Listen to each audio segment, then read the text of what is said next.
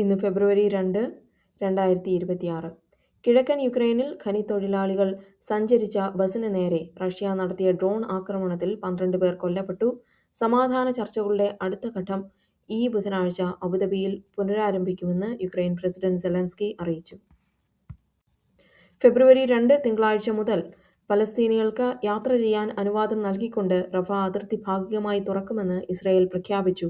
അതേസമയം doctor without borders എന്ന സംഘടനയെ ഗാസയിൽ നിന്ന് നിരോധിക്കാനുള്ള നീക്കത്തിലാണ് ഇസ്രായേൽ. ബലൂചിസ്ഥാനിൽ വിഘടനവാദികൾ നടത്തിയ ആക്രമണത്തിന് പിന്നാലെ പാകിസ്ഥാൻ സൈന്യം നടത്തിയ പ്രത്യാക്രമണത്തിൽ 145 വിഘടനവാദികൾ കൊല്ലപ്പെട്ടതായി റിപ്പോർട്ടുകൾ. Venezuela acting president Delcy Rodriguez തടവുകാർക്ക് പൊതുമാപ്പ് പ്രഖ്യാപിക്കുകയും വിവാദമായ എൽ ഹെലിക്കോയിഡ് ജയിൽ അടച്ചുപൂട്ടാൻ ഉത്തരവിടുകയും ചെയ്തു.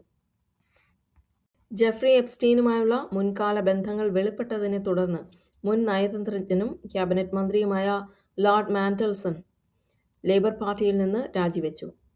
ഗ്രാമി അവാർഡ് 2026 ഫെബ്രുവരി 1 നടന്ന ചടങ്ങിൽ ബാഡ് ബണി, ബില്ലി ഐലിഷ് എന്നിവർ പുരസ്കാരങ്ങൾ നേടി. ഓസ്ട്രേലിയൻ ഓപ്പൺ നൊവാക് ജോക്കോവിച്ചിനെ പരാജയപ്പെടുത്തി 22-ാം വയസ്സിൽ കരിയർ ഗ്രാൻഡ് സ്ലാം നേടി കാർലോസ് അൽക്കാരസ്. ഓസ്ട്രേലിയൻ ഓപ്പൺ വനിതാ വിഭാഗത്തിൽ എലീന റിബക്കീന കിരീടം നേടി. ഫെബ്രുവരി 15 നിശ്ചയിച്ചിരുന്ന ഇന്ത്യക്കെതിരായ T20 ലോകകപ്പ് മത്സരം പാകിസ്ഥാൻ ബഹിഷ്കരിക്കുമെന്ന് അറിയിച്ചു. കോസ്റ്ററിക്കയിൽ 2026 ഫെബ്രുവരി 1 നടന്ന തിരഞ്ഞെടുപ്പിൽ ലോറ ഫെർണാണ്ടസ് വിജയിച്ചതായി പ്രഖ്യാപിക്കപ്പെട്ടു. ഫെബ്രുവരി 1 അവതരിപ്പിച്ച കേന്ദ്ര ബജറ്റിനെ മമതാ ബാനർജിയും MK സ്റ്റാലിനും ഉൾപ്പെടെയുള്ള പ്രതിപക്ഷ നേതാക്കൾ രൂക്ഷമായി വിമർശിച്ചു. ബജറ്റ് ദിശാബോധമില്ലാത്തതും പാവപ്പെട്ടവർക്ക് എതിരാണെന്നും അവർ ആരോപിച്ചു. 2020 ചൈന അതിർത്തി തർക്കത്തെക്കുറിച്ച് മുൻ സൈനിക മേധാവി ജനറൽ MM നരവാനെയുടെ പ്രസിദ്ധീകരിക്കാത്ത പുസ്തകത്തിലെ ഭാഗങ്ങൾ രാഹുൽ ഗാന്ധി ഉദ്ധരിക്കാൻ ശ്രമിച്ചത് സഭയിൽ ഭരണ-പ്രതിപക്ഷ വാക്കേറ്റത്തിന് കാരണമായി. മണിപ്പൂരിലെ എല്ലാ BJP MLA-മാരെയും കേന്ദ്ര നേതൃത്വം ഇന്ന് ഡൽഹിയിലേക്ക് വിളിപ്പിച്ചു. സംസ്ഥാനത്തെ രാഷ്ട്രപതി ഭരണം ഒരു വർഷത്തോടടുക്കുന്ന സാഹചര്യത്തിലാണ് ഈ അടിയന്തര നീക്കം. നിർണായക ധാതുക്കളെക്കുറിച്ചുള്ള മന്ത്രിതല യോഗത്തിൽ പങ്കെടുക്കാൻ വിദേശകാര്യ മന്ത്രി S. ജയശങ്കർ ഇന്നു മുതൽ അമേരിക്ക സന്ദർശിക്കും.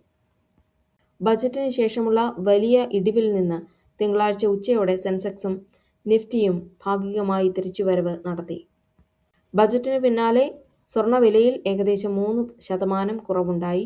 വെള്ളി വിലയിലും വലിയ ഇടിവ് രേഖപ്പെടുത്തിയിട്ടുണ്ട്. 2026 ഗ്രാമി അവാർഡിൽ ദലൈലാമ തന്റെ ആദ്യ ഗ്രാമി പുരസ്കാരം നേടി. ദലൈലാമയ്ക്ക് ഗ്രാമി പുരസ്കാരം നൽകിയതിനെ ചൈന കടുത്ത ഭാഷയിൽ വിമർശിച്ചു. ബെയ്ജിങ്ങിനെതിരെയുള്ള ഒരു രാഷ്ട്രീയ ആയുധമായാണ് ഈ പുരസ്കാരം ഉപയോഗിക്കപ്പെടുന്നത് എന്ന് ചൈന.